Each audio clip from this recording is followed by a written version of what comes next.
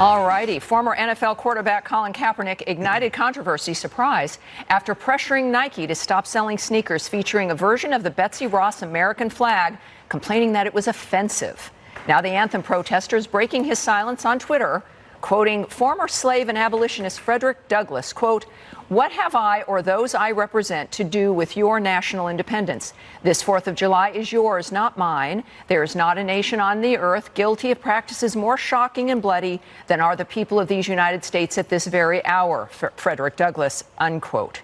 It was interesting, John, Ted Cruz push back on this because that was a very small section, a small segment of what Mr. Douglass had said, and it was a very powerful statement which came back at the end to the promise and the hope of the United States. It was pre the Civil War, still in the mire of the horror of slavery. And he said, I anticipate that this is going to have to be fixed, but he had hope for the future of America. What do you think of this kind of positioning at this point in time with everything we're going through? I mean, I think it's sad that the only way a guy can stay relevant is to trash the American flag. I see that and go, you got to be kidding me. And then for a company that their corporate policy is to trash the American flag as many times as they can. I honestly think Nike did it on purpose because they knew we'd all be talking about it for weeks on end. And I guess they have a big base that they agree with the message. I wear Redneck Riviera boots, so I don't wear Nikes no matter what. But I don't like it. Now Lawrence, at the same time, and there's a good shot there of those boots. At the same time, there's a presumption that that base is open to this message. But I'm finding often that, in fact, Americans, regardless of who you are, love the country and are patriotic and maybe aren't even receptive to this message. What do you think?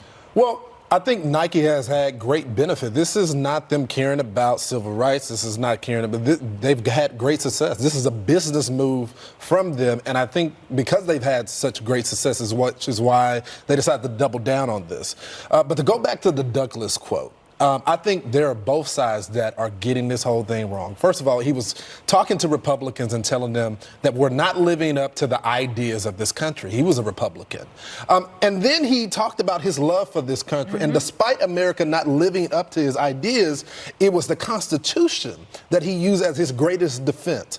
And I think that's where we need to get back to. A lot of things I disagree with in this country, and I fight every single day to make sure we get those liberties back. But some people decide to trash the flag in the process of that. Douglass didn't do that. Well, there's a lot of imagery involved here. One of those good signs is a lot of people now know what the Betsy Ross flag is. Maybe they didn't know what it was at first. Do you think they're serious, or is this just another way to make political statements and to get publicity? Or do you think that this is a sincere effort? Well, first of all, it's not the American flag. It's the Betsy Ross flag, which unfortunately has been appropriated by some white nationalist groups, and that's what Kaepernick was talking about. And I think for Nike, in terms of their profits, and boy, since they embraced Colin Kaepernick, their stock price has gone up. They've been making money, and so a lot of people see this as an expression of American values that if you kneel in protest and you have a legitimate protest, there's nothing wrong with it. So that's the other side of it. I hear what you guys are saying, but I think that there are lots of people who say, and Nike apparently has tapped into this, especially among the younger generation, that, you know what, Colin Kaepernick should not be punished, thrown out because he has a different opinion. We all, as Americans, have a right to express. That's not the only reason why he was thrown out. So, Anna, at the same time, this is about narrow casting and marketing. It's almost as though they could have had the same impact with a different opposite kind of message.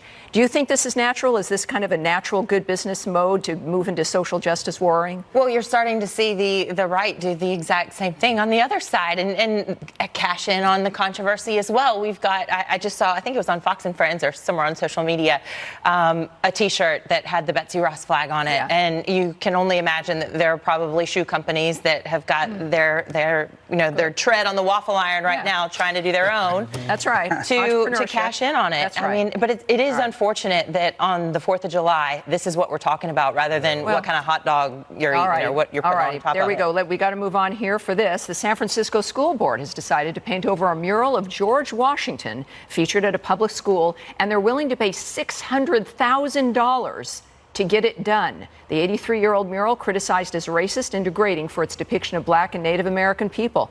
And now, Lawrence, even if you think it should be painted over, there's this huge debate. Some people are wondering even about the cost of $600,000. Painted during the Depression, was meant to introduce difficult subjects. It was considered radical at the time, broadening out the image of Washington, involving the death of Native Americans, slavery, and yet now it's too sensitive. And it's a school that's mostly of kids of color. Well, I think the art tells a lot of the story. It tells the full story. And I'm afraid that we've become so sensitive when it comes to symbolism. Everybody is getting worked up over symbolism, and I think it's going to destroy this country. Yeah. Where is the line drawn? I think that's a lot of Americans are saying. All right, John?